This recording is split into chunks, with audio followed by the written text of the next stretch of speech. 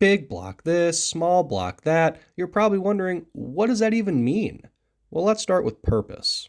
Small block V8s were more intended for everyday driving. The architecture of the engine allowed for it to be an efficient and higher revving engine that could be used for just about any normal civilian vehicle. Big block engines, on the other hand, were made pretty specifically for high power output potential. The original intent of the big block was for heavy-duty trucks, but the muscle car scene was the ultimate beneficiary. So what makes an engine block big or small? Just to set the record straight, it's not exclusively displacement, though generally speaking, engines over 400 cubic inches or 6.6 liters are considered big blocks. That said, there are exceptions like the Chevy 396 and the Ford 390, which are both big blocks. So what are the other factors? Well, factor one is stroke length. Hear me out. This doesn't have anything to do with schlongs. Stroke length, quite simply, is the distance your engine's pistons must travel to complete a revolution.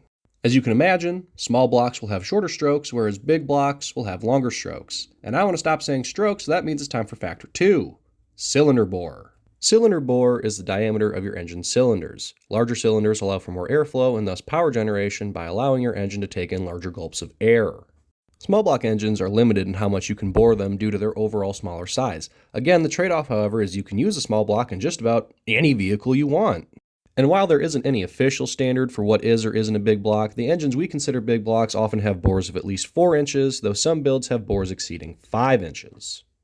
Now for fun, you can calculate an engine's displacement by taking pi over 4 times the bore squared times stroke length times the number of cylinders. And as you can tell by the on-screen example, this will get you the measurement in cubic inches. So hopefully this helped, at least somewhat, and you have a great day. Thank you so much for watching.